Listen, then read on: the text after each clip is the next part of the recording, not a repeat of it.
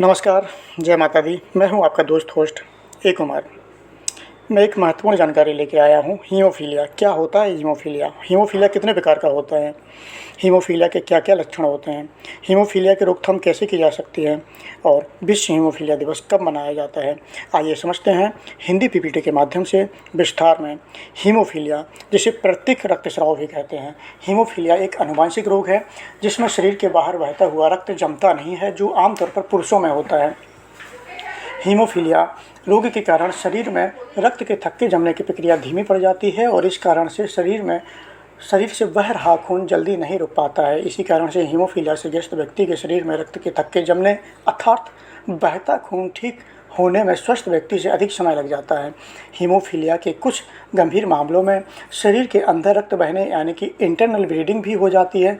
ऐसी स्थिति में व्यक्ति का समय पर इलाज ना होने पर उसकी मृत्यु भी हो जाती है। यानी कि जो व्यक्ति हीमोफीलिया से पीड़ित है, हीमोफीलिया बीमारी से ग्रसित है, उस व्यक्ति के शरीर में अगर चोट लग जाए तो उसका रक्त इतनी आसानी से नहीं जमता है, इतनी आसानी से क्लॉट नहीं होता है। और हाँ, मैं आपको बता दूं कि ब्लड क्लॉटिंग पे मैं एक फुल टॉपिक कवर कर चुका हूँ, जिसका लिंक मैं डिस्क्रिप्शन में डाल दूँगा। एक बार उसे आप देख लीजिए, काफ़ी चीज़ें क्लियर हो जाएंगी। और ये पीपीटी भी मैंने हिंदी में ही बनाया है, तो आप इसका स्क्रीनशॉट ले सकते हैं और इसे आराम से पढ़ सकते हैं। हीमोफीलिया रोग महिलाओं की तुलना में पुरुषों में अधिक देखा जाता है। भारत में जन्मे प्रत्येक 5000 पुरुषों में से एक पुरुष हीमोफीलिया से पीड़ित है। यानी कि हमारे देश में हर साल लगभग 1300 बच्चे हीमोफीलिया के साथ जन्म लेते हैं। Types of haemophilia. हीमोफीलिया के प्रकार। हीमोफीलिया अलग अलग प्रकार के होते हैं, जिनमें से मुख्यतः हीमोफीलिया प्रमुख 2 प्रकार के होते हैं, हीमोफीलिया टाइप ए और हीमोफीलिया टाइप बी। बात करते हैं हीमोफीलिया टाइप ए की एंड ब्लड क्लॉटिंग फैक्टर 8 की। हीमोफीलिया टाइप ए, इस प्रकार की हीमोफीलिया को क्लासिक हीमोफीलिया के रूप में भी जाना जाता है। यह रोग हमारे शरीर में ब्लड क्लॉटिंग फैक्टर 8 की कमी के कारण होता है। अभी ये ब्लड क्लॉटिंग 8 क्या है? ब्लड क्लॉटिंग फैक्टर 8 एक आवश्यक रक्त का थक्का जमाने वाला प्रोटीन है, जिसे एंटी हीमोफिलिक फैक्टर के रूप में भी जाना जाता है। ब्लड क्लॉटिंग फैक्टर 8 को पहली बार 1937 में खोजा गया था। बात करते हैं हीमोफीलिया टाइप बी की and blood clotting factor 9। Haemophilia type B, इसे क्रिसमस रोग के रूप में भी जाना जाता है। यह क्लॉटिंग फैक्टर 9 कम बनने के कारण यह बीमारी होती है। जैसे haemophilia type A blood clotting factor 8 के कम बनने के कारण होता है, इसी प्रकार से haemophilia type B blood clotting factor 9 कम बनने के कारण होता है। अब ये ब्लड क्लॉटिंग फैक्टर 9 क्या है? ब्लड क्लॉटिंग फैक्टर 9 को क्रिसमस फैक्टर भी कहते हैं और इसे प्लाज्मा थ्रोम्बोप्लास्टिन भी कहते हैं। जब मैंने रक्त का थक्का कैसे जमता है, ब्लड क्लॉटिंग कैसे होता है, उसके ऊपर टॉपिक कवर किया था, उसमें बताया था प्लाज्मा थ्रोम्बोप्लास्टिन क्या है और फैक्टर 1 फाइब्रोजन क्या है, प्रोथ्रोम्बिन क्या है। एक बार उसे आप देख लीजिए, काफ़ी चीज़ें आपकी क्लियर हो जाएंगी। यहाँ हीमोफीलिया की बात हो रही है, तो यहाँ हीमोफीलिया के बारे में ही अपन समझते हैं कि हीमोफीलिया में कौन से फैक्टर्स विशेष योगदान देते हैं।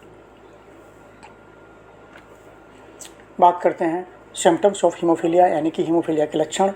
हीमोफीलिया से ग्रसित व्यक्ति में बार बार नाक से खून आ सकता है, खरोंच जैसे निशान होना, रक्त का अंदरूनी रिसाव होना, पेशाब में खून आना, भारी या लंबे समय तक महामारी रहना, मल के साथ रक्त का आना इत्यादि हीमोफीलिया के सिम्टम्स हैं।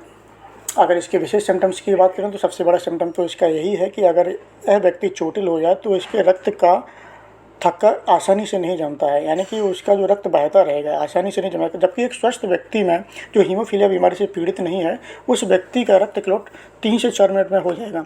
जबकि हीमोफीलिया से ग्रसित व्यक्ति में ऐसा नहीं है, उसके रक्त का थक्का इतनी आसानी से नहीं जमता है, उसका रक्त बहता रहता है और काफ़ी समय भी लग सकता है, क्योंकि हीमोफीलिया एक आनुवंशिक बीमारी है।